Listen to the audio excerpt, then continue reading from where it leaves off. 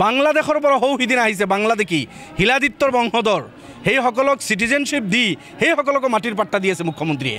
আপুনি সীমাটো বহুত অতিক্ৰম কৰিলে, ওপৰলৈ নিশ্চয় দেখি আছে, আৰু সীমা অতিক্ৰম কৰিব নালাগে। মুখ্যমন্ত্ৰী ডাঙৰীয়া আপোনাৰ প্ৰতি আহ্বান থাকিল, আপুনি এই দুৰ্ভগীয়া মানুহখিনিৰ ল'ৰা ছোৱালীৰ শিক্ষাৰ অধিকাৰ কাঢ়ি নল'ব। আপুনি এই দুৰ্ভগীয়া মানুহখিনিক জীয়াই থাকিব দিয়ক। এইসকলৰ জীয়াই থকাৰ অধিকাৰ কাঢ়ি লোৱাৰ আপোনাৰ অধিকাৰ নাই। আৰু আপুনি বাছি বাছি এটা জনগোষ্ঠীক টাৰ্গেট কৰি আছে, এইটো কিন্তু মানুহ দেখি আছে। মানুহে নেদেখিলে ওপৰলৈ দেখি আছে যে আপুনি এটা জনগোষ্ঠীক টাৰ্গেট কৰি আছে, আৰু সেই জনগোষ্ঠী বিদেশী নহয়।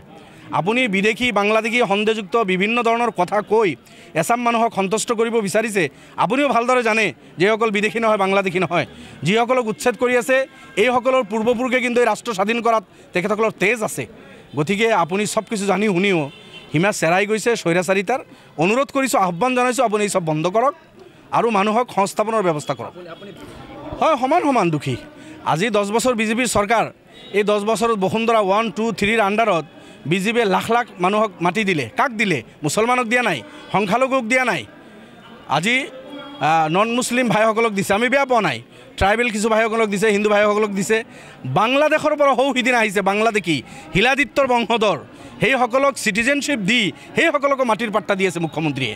কিন্তু যুগ যুগ ধৰি ইয়াতে আছে মুছলমান, যিসকল 100-150 বছৰ পুৰণি ৰেকৰ্ড থকাৰ পিছতো এইসকলক মাটি দি থকা নাই। এইটোতো বিজেপি কৰি আছে। কিন্তু দুৰ্ভাগ্য, বিজেপিয়ে হিন্দুসকলক মাটি দি আছে, মুছলমানক দিয়া নাই। কংগ্ৰেছে এইটো দিব পাৰিলেহেঁতেন। তৰুণ গগৈ 15 বছৰ সুযোগ পাইছিল, তাতে হিন্দু মুছলমান সকলোকে দিব পাৰিলেহেঁতেন।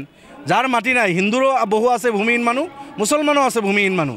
গতিকে বিজেপি সাম্প্ৰদায়িকতাৰ বীজ সিঁচি আছে, হিন্দুক দিছে, মুছলমানক দিয়া নাই। কংগ্ৰেছে চাটুকাৰিতা কৰি ভোট লৈছিল, 15 বছৰ শাসনত বহিছিল। কিয় কংগ্ৰেছে হিন্দু মুছলমানসকলক মাটি নিদিলে? আজি যদি কংগ্ৰেছে তৰুণ গগৈ ডাঙৰীয়া 15 বছৰ মাটিৰ পাট্টা দিলেহেঁতেন, আজি হেমন্ত বিশ্ব শৰ্মাই বুলডোজাৰ চলাবলৈ সাহস নাপালেহেঁতেন। আৰু আলু পিঁয়াজ যেনেকুৱা ঠেলাৱালা ৰাস্তাত বিক্ৰী কৰে, তেনেকৈ মাতি আছে, হাত বাউলি মাতি আছে, তোমালোকে আহা, লাইচেঞ্চ লোৱা, বন্দুক কিনা, উদ্ভণ্ডালি কৰা, এইটোৱে আৰু এনেকুৱা ধৰণৰ কথা তেখেতৰ। ৰাজ্যখন তেখেতে ৰখাতলে দিব, সেইটোৱে কৰি আছে। এখেতে ভাবিছে মইতো ডুবি আছোঁ, মইতো ডুবা হি চনম তুজে বি লে ডুবেংগে। আৰু তেখেতৰ ফৰ্মুলা এইটোৱে, নিজে ডুবিব, নিজে যাব, আৰু অসমৰ যুৱক যুৱতী, অসমৰ মানুহখিনিক তেখেতে বৰবাদ কৰি যাব। আপোনালোকে জানে, বহুত মানুহৰ ঘটনা আপোনালোকে শুনি থাকে যে মদ পানী খাই আহি ৰাতি নিজৰ স্ত্ৰীক মাৰপিট কৰে, মা দেউতাক মাৰপিট কৰে, হত্যা কৰে। এনেকুৱা ঘটনা কিন্তু আমি প্ৰায় পাই থাকোঁ অসমত।